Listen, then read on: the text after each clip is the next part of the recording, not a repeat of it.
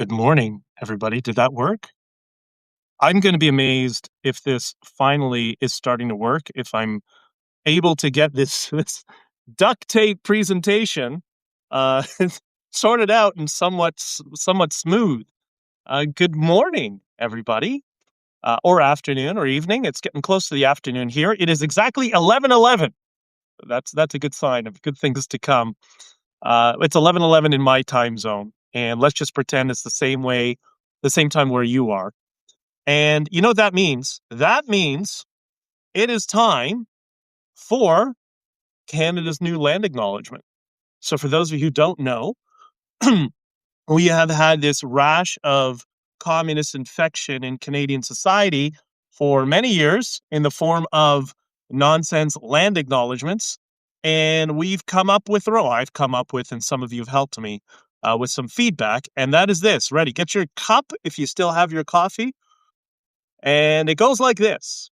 We'd like to gently acknowledge that we're standing on the traditional territory of, well, whoever was here and was savagely killing each other at the time. Anyway, they aren't in charge anymore. We're here until the Americans show up. Good morning to all of you. Sip.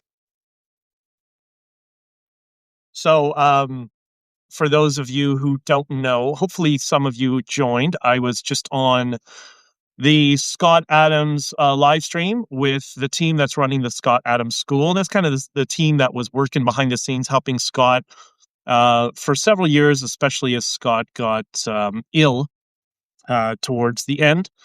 And they were by his side all the time, friends and family, all that sort of stuff. So that is the reason it's a little bit late today.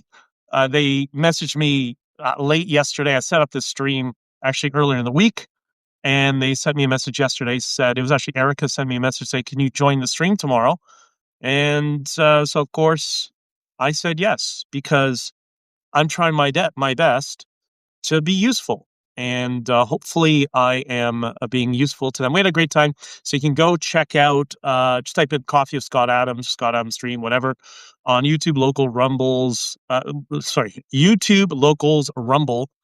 And you'll be able to watch it there. And they're just finishing off their post-episode conversation with their locals subscribers. It's snowing again, by the way.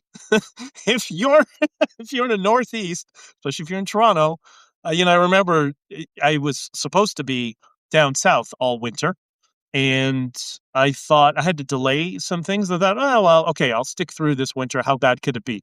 It doesn't stop snowing. I've never seen this in all the years of all the global warming I've experienced in Canada. Nudge, nudge, wink, wink. I have never seen this much. There's still snow on the streets that have not been plowed from over a week ago, and now it's snowing on top of that again, and it snowed in between. So I'm going to stop complaining about the weather, but I just think that's very funny in the era of global warming. So maybe they're right about global cooling. Maybe they're going to switch to that. The good news is it can't snow forever. At least I don't think it can snow forever. And the good news is I will be down south. For those of you who are in Florida, I will be with you in several weeks, sometime in March. And then traveling a bunch of places later on. I'll be in Ireland and potentially the UK for some interviews in the very near future. Just a reminder, Honking For Freedom Discord and locals. So we're going to be building out. Oh, you know what? I forgot to launch the Discord. We're still testing Discord right now. So don't worry that if you don't have a link and you're not in it yet, we're going to get all of this sorted out. Hopefully over the next couple of weeks, and maybe I'm gonna figure out how to actually use Discord, because I'm still new to this myself. But it's basically an area to put the stream in a community, and I'm gonna package at some point Substack, locals, and Discord into kind of one thing that'll get everybody the opportunity to mingle with each other, as well as myself and yourself. So that's going to be coming soon. Everybody who's listening on Spotify and sending comments, you're amazing, and thank you. I really appreciate it, and it's really difficult to juggle all these things at once, especially since I also have these other podcasts to deal with, Not on Record. That's the legal podcast with Joseph Newberger. Follow Not on Record on X or on Substack and on YouTube, and as well as Open College with Stephen Hicks, which you can find on all the same platforms, as well as on Spotify. And yeah, my articles are going to be in bjdichter.substack and I don't know, a whole bunch of places. We'll see. There's more and more places picking up my stuff. So let's start something with that's a little bit fun, I guess. And there's fun news and there's bad news. So let's talk about the AI fun news. So what has happened over the past couple of weeks? It's wild in the AI space. I'm kind of a techie guy because I've always grown up with a computer, right? I know some of you are not, and that's fine. So I'm just going to kind of give a synopsis of what's happening. So everything moves really quickly, and technology used to. It used to run very quickly. It's never been to the rate that it is now with AI, even when the internet was being adopted, because the internet had friction. The friction being setting up the internet. So those of you who remember dial-up internet and ISP companies that were being set up. So there was a slower rate of progression. But now that infrastructure is there, and AI has emerged on the internet. Well, because the infrastructure is already there in terms of having an internet. I'm not talking about data centers, but it's been so much faster to any of the big stuff that requires data centers. I guess that's a little bit slower, but with data centers, you can it's not an on or off. It's either you have an ISP or you don't. With a data center, you can have a small data center of a few computers that are set up in an afternoon, or you can have a massive data center that is built out over time and take months and billions of dollars to do so. So things are moving so rapidly in AI, and that's kind of the point of this. And a couple weeks ago, a developer by the name of, I think his last name is Steinberger, he created what now it's changed its name so many times now. Now I'm forgetting what it was. It was initially Claudebot, and then there was some trademark friction. So he renamed it to Moltbot and has since then renamed it again for a bunch of other reasons that involved crypto scams, I believe. It's not him, but people taking advantage of it. He renamed it OpenClaw. And what OpenClaw is it's an AI agent that you can put locally on your computer, or buy another computer and put on there, whatever, which is what a lot of people are doing right now. And it will control everything. It basically becomes a full digital assistant that will do everything. You can send a message to it through any messaging app, WhatsApp, Signal, Telegram, whatever. And you can tell your computer, your AI agent on your computer, go on to eBay, search this part that I need for, I don't know, a treadmill, and find the cheapest one and buy it and use my credit card to do so. And it'll do it all. And that is like the most basic level of what it does. So it's pretty wild. If you search online, search OpenClaw or Moltbot, you'll find all sorts of people doing analyses and explaining how this all works. But what's interesting is now, freak people out. The Moltbots, because they're AI agents, and AI agents or LLMs are based on our patterns of behavior. That's what I've been arguing. It's not going to show that AI LLMs are smart. It's going to show that humans are very predictable. And so what it's now done, they've gone out and created their own websites and their own apps. So the AI agents are creating their own apps and their own websites that they can talk to each other like human beings, right? Predictable behavior. Humans talk to each other. We're very social. So they just pattern how we operate. And some of the websites that have come up are Moltbook, which is, for those who know Reddit, Moltbook is a bunch of AI agents posting articles and upvoting each other. Silk Molt, for those who remember the Silk Road, which was kind of the dark web. There is Silk Molt. And it's AI agents. I don't know. What are they doing? Bad stuff? Who knows? There's Only Molts, which is the AI version of OnlyFans. And then there's Molt Match, which is basically Tinder Molt. So for the people who are worried about Skynet and AI taking over the world, I understand their concerns. But again, it's based on it just mimics our behavior. Now, can that be catastrophic over the long term? Oh yeah. Yeah, that definitely could be catastrophic, but I don't know. I'm an optimist, right? So I'm often err on the positive side of things, right? Hey, Maureen, it's good morning. Good to see us. Maureen was in the live stream for Scott Adams' channel, and you are very, very sweet. Maureen seems to be very, very wise and informed on what is happening in Canada. So good to have you here. Um, so that is the first part of AI. Now there's the other part. One of the problems has been that AI has had so much capital flowing into it that it's grown exponentially because of venture cap going into it. And it does seem that that might be what's tanking the stock markets right now, as well as Bitcoin and all sorts of crypto. Because for a lot of investors, not the people really know Bitcoin, but for a lot of, some institutional investors, they struggle to distinguish between Bitcoin and a tech stock. Bitcoin is not a tech stock at all, but they put it in the same basket, so they trade it the same way. I don't know why they do it, but they do it that way. So apparently, Sam Altman, who is the CEO, this is kind of my thesis as to there's multiple data points that I think have contributed to the current stock market crash for those who are concerned.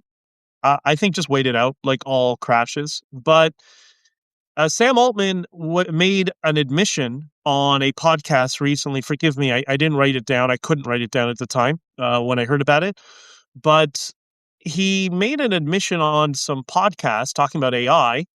And he said that, there's so much potential for ChatGPT because so many people who could be using it aren't using it for the intended purposes of workflow implementation, which is okay. And then he says, even I'm paraphrasing, it's something to this effect. Even I don't use ChatGPT very much in my workflow.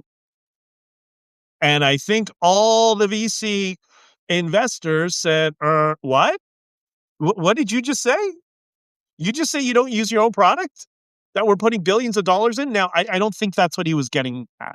I think maybe what he was trying to do is to show that there's much more potential when as I modify my workflow, I will have more and more of it, but maybe just sloppy framing.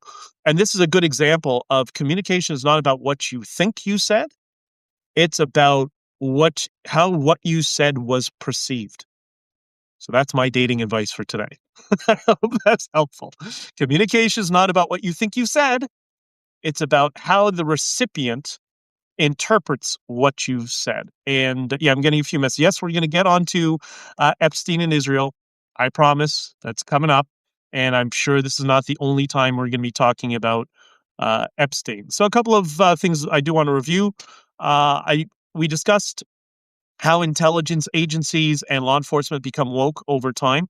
And that's the institutional infrastructure and policies and incentives that essentially the DEI, it's a Dilbert policy, a Dilbert framing that utilizes DEI, and DEI is what's destroying many of our institutions, including law enforcement.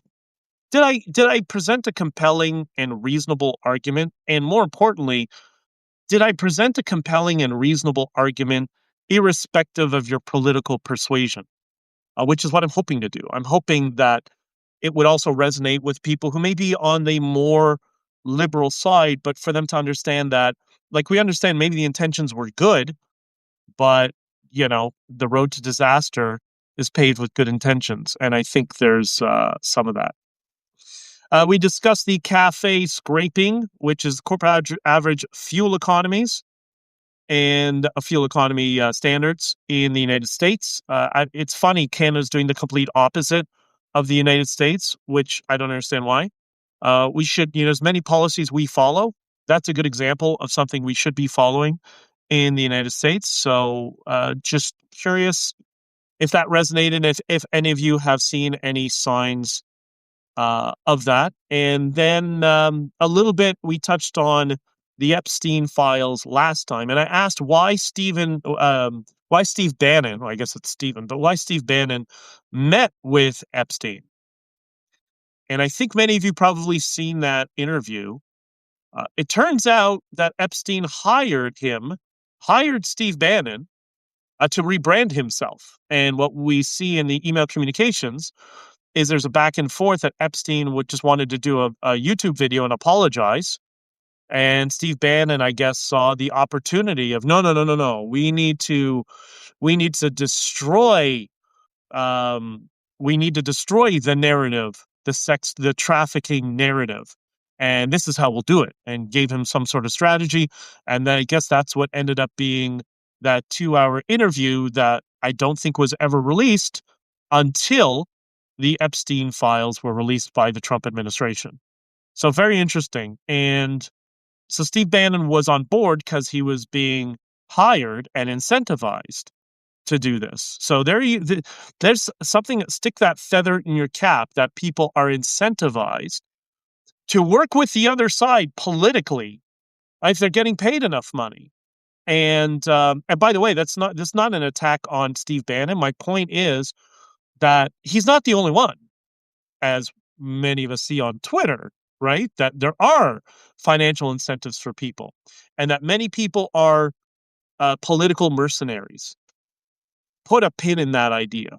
Political mercenaries. That's important. And we've learned in the Epstein files, just everybody's lying. It's just like everyone's lying. That's just the way it is. And they're either lying or massaging their connection to Epstein. And I got to be honest, I don't blame them. Wouldn't you do the same thing? If you met with Epstein and then you're in the files, wouldn't you massage it? A little bit how things work, and I touched on this last time, is, you have friends or colleagues in work, especially if you're in the entrepreneurial space. If you're looking for capital, you're looking for investment or donors to a project, whatever, people who you are friendly with or friends with will say, you know what, you should talk to this guy. I hear he's donating to something he might be interested in. And I'm sure many people you could reach out to Jeffrey Epstein. He's a big donor. He's VIP in the financial world, and he might be interested in your project. And if you're somebody who's like, yeah, but isn't he a convicted whatever? I could very easily see people say, yeah, but he was just targeted. There was nothing really there, and they plea bargained or whatever. And look, you want money for your project, then you got to meet with people. And okay, so people go meet with them, right? Like that's, again, the incentives of business. And so I think that's how a lot of people ended up in there. And I think a lot of stuff is unfair to people. I'm not saying the ones who were, I mean, it's the ones who were problematic. But I think that's going to end up being the majority of people that are in the Epstein files are people that they were part of a network of people who had business relationships. And that's how they ended up in there. And I think this is what the Trump administration and other politicians were concerned about, with how do we release this all without people who were just involved in finance or involved in other projects, who just met with the person and maybe didn't know anything. Now, we know some of those people knew what was going on, but it seemed to be very few of them, right? This is also a phenomenon in Latin America I've seen. You go to a dinner or a club or kind of the ritzy part of town, and you're invited, and some people in business come, and there's always, not always, but sometimes there's a guy who comes up with like 2 or 3 girls, and nobody asks questions, because in Latin America, you don't want to ask questions because you might get an answer. And it seemed to be known that he always had an entourage of girls with him. He's not the only one. there's lots of people like that. And especially if they're single. And I don't think he ever married Ghislaine Maxwell, so he was a bachelor. So you do see that. I don't know that all of those people were engaged in what he was engaged with. Who knows? But just be cognizant of people who are unfairly targeted. If somebody just has a name mentioned, okay, well that doesn't mean anything, right? Because you never know. You might end up in some communications with people, and then all of a sudden everybody's going to start targeting. You don't want that either. So I think it's a standard we should have for everybody, right? Unless there's something explicit, then whatever. Or you can just be like myself. I don't get embarrassed by anything. Something me and Scott Adams and a number of other people have in common. So I wouldn't, but I wouldn't be in that position with some. At least I don't think I've ever been, as far as I know. But anyways, the other thing is, you hear both sides trying to claim victory. And if you go on to Bluesky, that is my communist name for blue sky. If you go on to Bluesky, which is all communists, you see it's like, it's all Trump. It's not about Jeffrey Epstein. It's, oh, Trump, Trump, Trump, Trump, Trump, Trump, Trump, Trump, Trump. And it's interesting how they're trying to spin that this entire Epstein thing was about Trump when it clearly wasn't. And I think the Trump campaign, I think Trump is trying to do this. I think they can declare victory because before, when we were being exposed to the curiosity gap, we're thinking, "Ooh, what has Trump done? He knew Epstein. He was friends for 15 years. Think they were friends for 15 years, spent a lot of time together, and what's in there? There's a claim by one or two people that I think when he was single, that he engaged in activities with women. I don't know. I think so. I haven't gone that deep yet, but I've seen other people talk about it. Okay, well, if he's single and a billionaire and has access to people around the world, and by the way, when you have a little bit of fame, guess what? Lots of doors open to you with the opposite sex. I know, newsflash. I know that's shocking to everybody, but that's how we're wired. And so I think there's some embarrassing story about some girl he was with and bit him or whatever. Okay, I don't know that was as bad as we think. It could be. I might not be knowing. I might be lacking some context, some information. But from what I see, I think they could be declaring victory. Like, haha, yeah, you obsessed. You kept saying over and over again that he was all over the Epstein files, and it turns out he wasn't. And the same goes for a little country in the Middle East that has two first languages, English and Hebrew. Linesman, the TDS platform. Yeah, isn't it funny that Bluesky, which is the communist TDS platform, was founded by the same guy who founded Twitter and said, "Oh, no, I'm not conservative or liberal. I'm just a centrist. I'm on both sides. Like, I'm not either or." Yet he goes out and starts Bluesky. I'm talking about Jack. And is he incentivized through business to do that? That could be. There could be like business ties that say, you know what? If you start another Twitter on the left, because there's a vacuum forming, then that's going to be a good business decision. Or maybe he is ideologically aligned and he was lying to us. I don't know. Could be either way. I'm going to give Jack the benefit of the doubt and say, I don't know. I don't think any of us know because we can't read his mind. But I just think it's an interesting coincidence. But it could just be a coincidence, right? Trump owned beauty contests. Yes, that's right. He was a Miss Universe he owned. He was around pretty women all the time. And again, fame and money, you would be shocked at the line of people who take their morals and put them in a little box, seal it up, and put it on the shelf for a little bit so they can go out at night and meet people. Maybe that's just kind of the hypergamous nature of some people, right? I think that's all. I've seen it so many times in my life. I used to bartend in a high-end nightclub sort of thing, where all those people were there all the time when I was younger. Saw it all the time, all the time. It just so we can't be in denial of human nature, which is what I find very frustrating in the political online world right now. All right, so let's get into a little bit of Epstein and Israel. And if you're one of those people who hears the word Israel and you get angry and fits of rage, that is your amygdala responding. That is an indicator of brainwashing because it's called I'm sorry, brainwashing is also a painted word, but that means it's a painted word. That's what they've done to Trump. That's what TDS is. You know, see from all those radical activists, when they hear the word Trump and they just go crazy and unhinged. We all have people like that in our personal lives. That is called a painted word. It's a form of brainwashing. So if somebody hears the word Israel and they gets angry and fits of rage and starts, their amygdala responds, you might be great people. I'm sorry, you through repetition you've been brainwashed. I got to figure out a better way to describe that without it being so insulting, because I don't mean it to be an insulting. I don't mean to be insulting. That's just how we're wired, right? So maybe instead of say maybe you've been sold on a framing of the world, an emotional framing. Maybe that's a better way to describe it.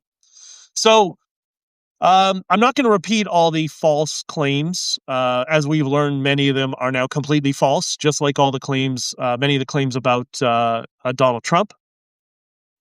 But what do we know about Epstein and Israel? Well, first, he commented on Israel in his email communications. And one of the ones that just came up in the past 24 hours was when apparently, I don't know why, I mean, I can speculate, but Deepak Chopra invited Jeffrey Epstein to Israel. Why? Have you ever been there? Eilat's a great place for vacation. Tel Aviv's a great place for vacation. I spent a lot of time on the beach when I was there. It is people don't understand. I find it's interesting. A lot of people in the Western world, they think Israel is like Saudi Arabia, and that's why I keep trying to hammer home the idea. It is a Western nation, and it's got its problems, like all our countries have our problems, similar problems, by the way. But nightlife in Allenby and the Tayelet at night, which is the beach area with the bars and stuff. I'm sure it's changed a lot. It's probably grown significantly since I was there. But, much like going to South America and going to the beach, it's similar in that respect. So it's pretty cool. It's the complete opposite of and it's amazing when people think it's a religious theocratic country. It's anything but. There's religious parties and religious communities. Well, we have that in the United States and Canada too. So what's the problem? But anyways, so Deepak Chopra invited Jeffrey Epstein to Israel, and he responded, "I don't like Israel at all," in quotes. Oh, really? Really? The Mossad agent doesn't like Israel at all, in his own words. And I joked online, that's probably because Israeli women could see through his creepy pedo BS, right? And there's a reason I said it. There's some cause for me saying that. That's not just me, bloviating. Um, so what's interesting is I think most people know everyone. Well, maybe they don't. I don't know. Everyone is conscripted in Israel. So everybody needs to serve in the military, with a few exceptions. Like a few communities are not conscripted, but that's the idea. And what's interesting is for all the radical left who women are just like men. They seem to ignore the fact that women are equally conscripted into the military. And what's interesting when you go there, what do you think women do in the military? What do you think they do? Think about it for a second. It's pretty interesting. So a couple of things. One of which, there's a lot of women who are fighter pilots. And I don't know the rationale for. I know they're. Somebody once told me the way they recruit pilots, they actually look for certain psychological characteristics and special traits. I don't know what they are when people are children. When they're in school, and there's certain traits they look for. What would be an ideal pilot? And apparently, if you have a kid, man or woman, and they exhibit some of those traits that are transferable into being an amazing pilot, they get recruited, I think voluntarily, but to go into the Israeli Air Force. That's my understanding of it. If that's incorrect, somebody can correct me. But I've heard that more than once from a number of people. But also, many women, and remember, they're young. They're what, 18 years old? What's it, 18 to 21 or something like that is when they do their compulsory military service. Um, a lot of them are work in border security. So when you fly to Ben Gurion, you go to the airport and you're being screened to enter the country. At least my experience when I was there, it was all women. And they were all within that age group because from what I understand, that's one of the things that you can do in your military service. And they also do a lot of intel. And if you watch the show Fauda, whether you like Israel or not, you'll find that show fascinating. That's kind of highlighted in the television show Fauda. And I don't know who doesn't know this. I mean, this is just human nature. I think we all know that with women in general are just better at screening body language, deceptive behavior, just as kind of as an evolutionary trait. They're a little bit stronger than men in that regard. Well, if you take somebody who has that, a woman who is, has a more bias towards that strength, and you train them in military analysis, well, that's a win-win. Maybe that's one of the reasons Israel's security apparatus is so strong, and they're able to distribute the information about the global network of terrorists and jihad organizations around the world to all the Western countries. That's why they always talk out of both sides of their mouths, and they say, "Oh, Israel bad," like Macron, Israel bad, but then, "Oh, no, don't cut us off from intel," because that's who's doing all the work for them, basically. So, do you think think about it this way, a country where everybody is conscripted and all women go into the military, and many of them go into intel, border screening, data analysis, that sort of thing. Do you think any of those women are going to fall victim to Jeffrey Epstein's creepy, scammy, pedo BS?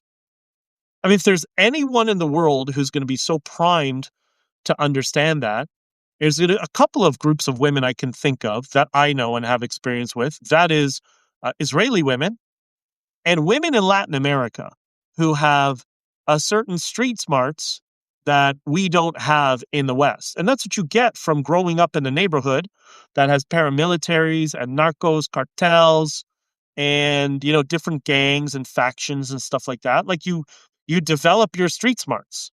And in the case of Israel, that street smarts is institutionalized because the country is always under attack and under the threat of war. And in Latin America, it's, survival in your city where, these three narco groups control your city, for example. Right. So I think that's why Jeffrey Epstein didn't like Israel, because he couldn't go and do RAP women and sucker them into his little network. Right? I think that's what's gone on. That's just speculation, but it does seem to fit, doesn't it? Yes, that's right. Cityscape espionage. That's a part of it, for sure. Anyways, okay. So moving on with this idea. So he doesn't, I think he doesn't like Israel because of that, but he was explicit. I don't like Israel at all. That's exactly what Jeffrey Epstein said. And I'm going to repeat it for people who have embedded in their subconscious through repetition all the nonsense we see from the Duganites online. That's where this all comes from, by the way. That's trying to brainwash people into, the smears about it. Over and over again. Jeffrey Epstein says, I do not like Israel at all. And in fact, he was quite close with Qatar. Oh, isn't that interesting? The people who are trying to tear apart the West from within.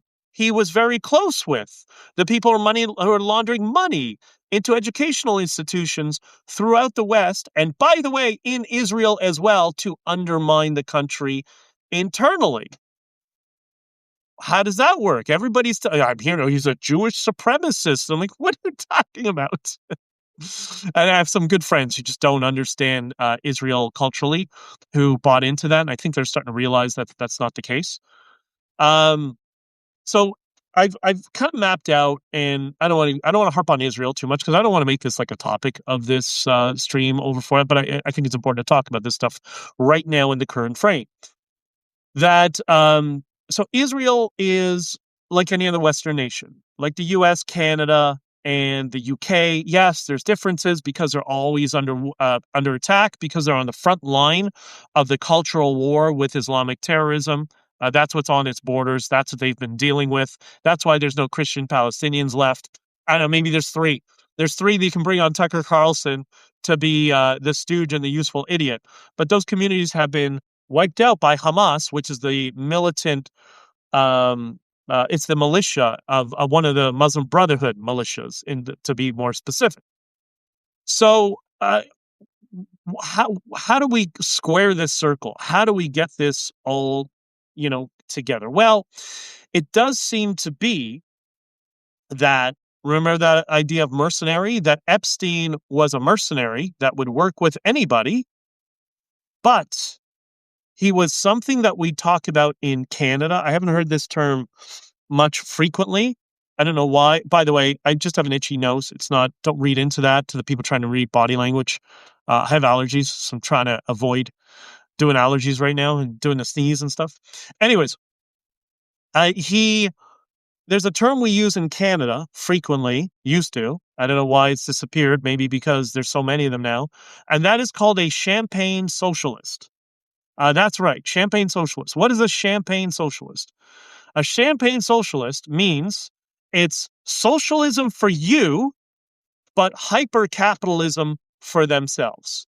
And they become the ruling class. That's what they're trying. That's what they're trying to do. And I think Jeffrey Epstein is, in my experience, and this is what I'm trying to use him as an example to show you, and we'll get back to its relevance to Israel. Jeffrey Epstein is a textbook champagne socialist. It's exactly what he is. And I hope I didn't just shut it down. Okay, I'm just flipping through some screens now, trying to see your comments because they're hard to see. Okay, well, that's hard to see, but there are 20 different windows here. So Jeffrey Epstein's a champagne socialist. Socialism for you and hyper capitalism for him and the network of people who are around him. Okay, so let's hold on to that idea.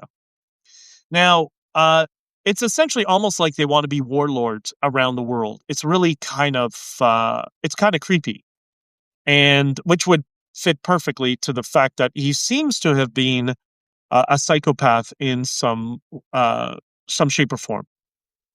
So you've heard, and I'm gonna tie something you've heard many times, and show the relevancy to Israel, and show why Israel is suffering the same type of subversion that we're dealing with in Canada, the United Kingdom, the United States, but the West broadly, France as well, Australia, New Zealand, all this woke nonsense. That's what champagne socialist is, by the way, woke, but on the upper level. That's where the real money is behind it. So Les Wexner, who I've never met and don't know, was the owner of Victoria's Secret. And he sold it, I believe, in 2020, something like that. He sold it to a VC investment firm, something like that. And if I'm getting this incorrect, if what I have that's been sent to me is incorrect, just let me know. It says sent to me. I've been searching it online. Anyways, so he and what people have been asking about is, how did Jeffrey Epstein, and you may not know this is the big area of concern, that Jeffrey Epstein somehow got power of attorney over Jeffrey Epstein, over Les Wexner, Victoria's Secret's entire estate. How did he get power of attorney for all the business decisions? and apparently Lex Wexner was defrauded. He claims $40 million from Jeffrey Epstein. So I guess they're not friends anymore, and I don't blame him. But why would he give him power of attorney? I think I know why, and I don't think Les Wexner knows why either. But I'll talk about that maybe another time because I got to do some more research. I'm pretty sure about something, but we'll get into that. But the point is, he somehow finagled power of attorney over all of Les Wexner's assets, and I'm sure embarrassingly so. Now, Wexner is a long time, or had been a long time, Republican. Remember mercenaries? They'll work on both sides. That's how you get Steve Bannon and Jeffrey Epstein together, because they're both mercenaries. You know who else is a mercenary? Tucker Carlson is a mercenary. It's a political mercenary. There's a bunch of them. There's a lot. You see them all over politics, and I try to stay away from them. I didn't realize Tucker was a political mercenary when I was on his show. Now that I know that, I probably wouldn't have gone on his show. But this was still on Fox when the Fox News team was keeping his brain cells pretty much in line. And but anyways, so Wexner was a longtime Republican, but he was a supporter of Mitt Romney. And he renounced his political affiliation with the Republican Party sometime after Trump was elected. I believe it was after. I don't know if it was before. I guess in protest of Donald Trump. So you hear this term rhino often, which is what many of our Canadian conservatives are. They're just liberals. They're really, by the way, I don't use that as a smear. I think we live in a liberal democracy, but I don't think they're as conservative as some people think they are. To the frustration of my friends who are social. I may not be social conservative, but I have friends who are social conservative, and I have deep respect for them. Even when we disagree on some stuff, we have to get along, and we have to, find the things we agree on and not focus on what we disagree on, right? So he was he left the Republican Party, and I guess now he's still an independent. He would be a fascinating person for me to do an interview with. I wonder if I could send him a media request and do a sit-down interview with him, a respectful one. And I'm trying to be respectful here, by the way. But it does seem to be Les Wexner is more on the left side of conservatism that would not be unusual for certain people within that network. And I kind of know how many of the networks work, and that's probably why. However, the Wexner Foundation. Do you know what the Wexner Foundation is? This is pretty fascinating. And this could be a deep dive that could be hours, but I'm not going to go into too much. I'm just going to do surface level right now. The Wexner Foundation is an NGO in Israel. That's right, NGOs. You know how good NGOs have been for Western governments, right? And for political freedom. So it's an NGO in Israel that pushes radical leftist ideology. That's right. You didn't know that there is woke ideology funded through NGO networks in Israel trying to subvert the government as well, did you? You didn't know that. I mean, I know some of you knew that, but I know there are those of you who don't know that. And it's really funny when I hear people on the right, when they talk about news about Israel, and they're always citing Haaretz. Haaretz is George Soros. That's the other end of this. So the cancer of woke ideology, the Champagne socialists, is active in Israel just like it's active in all Western nations. And it tries to brainwash Israelis, like it tries to like the woke left tries to brainwash younger people on university campuses in the West. So it's the same model and it's the same problem. These are those political mercenaries, right? Now, in terms of the Wexner Foundation in Israel, so that is the woke left foundation that is trying to brainwash Israelis to become lefty lunatics. Who, and for those of you here, and there's a delay, that's the problem. But who here knows the person who created the Wexner Foundation? Who created the Wexner Foundation that was designed and still operates, I guess, to subvert Israel from within, just like America is being subverted and the UK is being subverted by Hope Not Hate and all that stuff. Who created, that's a good way to describe the Wexner Foundation, is Hope Not Hate, but for Israel, for my friends in the UK. Who created the Wexner Foundation? Well, I was searching it online, and it's a guy by the name of Jeffrey Epstein. Didn't expect that, did you? Jeffrey Epstein founded the woke Wexner Foundation that is there to subvert and undermine the country of Israel, and he served as a trustee on the Wexner Foundation from 1992 and 2007. To quote Jeffrey Epstein, "I don't like Israel at all." Creates the Wexner Foundation, maybe with stolen money from Wexner, or maybe he was blackmailing Wexner, right? Because he was blackmailing everybody, right? So he didn't like Israel, unlike he doesn't like many places, because he's a woke POS. That's what Jeffrey Epstein was. And he allegedly, well, I mentioned that he allegedly used, well, I don't care, he's dead, right? But this NGO subverts Israel from within. Worst Mossad agent ever. He's a Mossad agent. Oh my God. I hate Israel. I'm gonna create ultra woke stupidity and try to destroy Israel within with my other, parallel woke idiot, George Soros, right? Because George Soros was doing a lot of this within Israel as well. So yeah, for the people who say George Soros, oh, he's a Jew. No, George Soros hates Israel, and he has said many times on the public record he is an atheist. He rejects all religion. And he'd been saying that his entire life. It's a whole problem when people are going to get upset at me when I say this.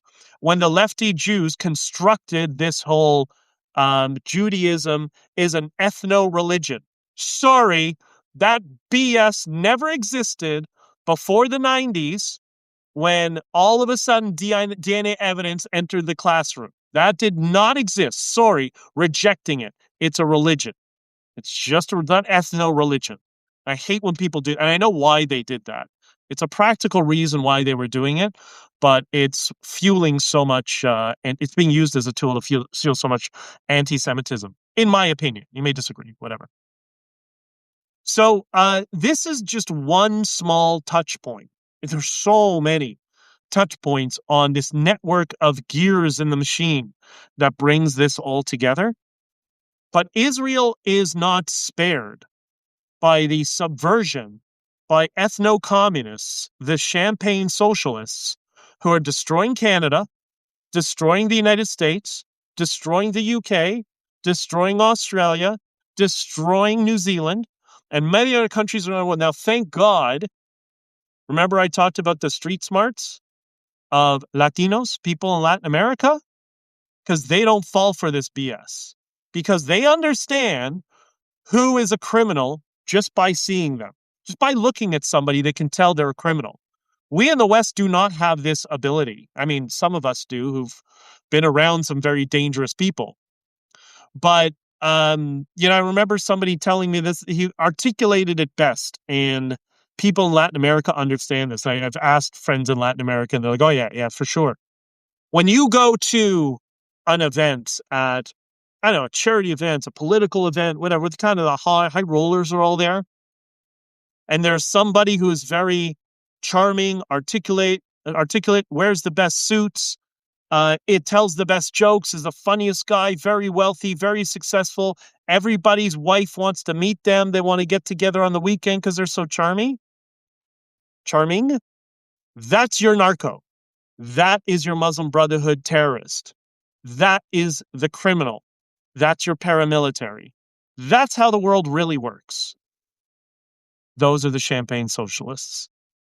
So, and it's infuriating for me when you talk to people in politics, out of politics in Canada, and you try to warn people about, like, there's this, anyways, I won't get into the story, but you try to warn some people about this, and they respond, but he's such a nice guy. Yeah, that's why he's successful.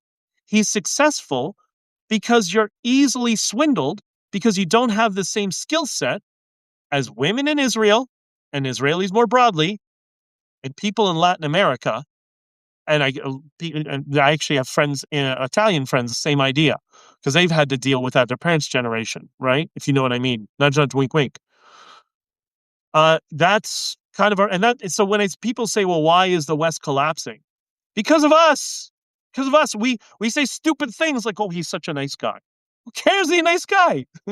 Somebody once told me Slobodan Milosevic was the nicest guy in geopolitics. He had the best parties. Unfortunately, he was running a genocide at the same time. Nice is the veil. That's the advantage. That's why when people say, "Oh, Trump is he's such an a-hole." Good. Good. Fine. That's what I want our champagne socialists to deal with. I want them to deal with a hard ass. I don't want them to have a nice guy they could walk all over, you know? Anyways, I hope I mean, I don't know if I'm going to talk more about Israel and Epstein. If you want, I will. But I think that's the point that everybody's missing. They often fail to understand its structure and how it operates is exactly like Western governments. And the religious people get upset with me, so just close your ears for a second. It's a secular democracy. Sorry is the Western world. Secular democracies, yes, Judeo-Christian values. It's actually Greco-Romanian Judeo-Christian values. It's not either or. The left wants to say Greco-Romanian. The religious want to say Judeo-Christian. It's actually a combination of all of them, philosophically. And Israel's no different. And it is being subverted by the champagne socialists, the communist left, the ethno-communist left, and that is exactly what Jeffrey Epstein was. So, I hope that works, Maureen. I love Trump. Hey, listen, when Maureen, I think you'll agree with this with me. Tell me if you agree with this. You love Trump when you understand the show, when you understand it's partially policy, it's partially trolling entertainment, and it's partially the protection of the Western world. It's all three aspects. And if you don't understand that middle one, the show/entertainment value of it, then you're gonna be completely lost and misunderstanding what's going on. And that's what Sam Harris, for example, doesn't understand. I think Sam Harris is very smart sometimes and not in other times, but I would never accuse Sam Harris of having a brilliant sense of humor. I actually think he's a 30% of people who don't have a sense of humor at all. And 100% of the people in politics have zero sense of humor, which is why you see so much friction, because Trump is one of the few who actually does. And then maybe that's what you're referring to, Maureen, when you say Trump speaks my language. He doesn't speak everybody's language. I get it. But why would you want a pushover for the communist leftists who are destroying the world? Why would you want somebody who's nice, a yes man, to be the one interacting with them? No, you want the biggest a-hole in the world to push back. And I think, and I'm not calling him that, by the way, but that's how he's perceived. That's the show part. So I think all of this is what I want to close off with. There's some positivity here. Firstly, the Epstein files are fascinating. I think they're fascinating because it shows what I and a lot of people have known for most of our lives, and I got some insight into this at a very young age. This is how the world really works. And we'll go through those emails. And remember, so much of them, language is all about context. So if you just read a quote and you don't understand the context, it could be interpreted many different ways. And there's a lot of that in the Epstein files. I think that's why Jeffrey Epstein wrote the way he did. He didn't have complete and polished sentences. It was all fragmented sentences, and often they could be interpreted different ways if it was read by somebody in the future. Some advice I was given a long time ago, which sometimes I follow, sometimes I don't. Whenever you send an email, write it as though a judge is going to read it in the future. I think that's what Epstein was doing. It's not that he was illiterate. He was making it, if somebody read it in the future and he had legal problems because he knew he was doing shady crap his whole life, he knew if a judge or law enforcement would read it in all these segment fragments, then it would be difficult to pin anything on him because it's a little bit ambiguous because the context was missed. And you notice anytime he needed to be hyper specific, he said, not in an email, call me or I'll call you. That's how he operated. And I think that's also when he kind of pontificated and he was making all these accusations about people. And I think the Bill Gates thing is a good example. He wrote emails to himself. He wasn't writing emails to himself. He was writing emails to the judge, the imaginary judge in the future, who might read it and let his friend Bill Gates know, yeah, I just sent myself an email of everything you've been doing. Let's have lunch, you know?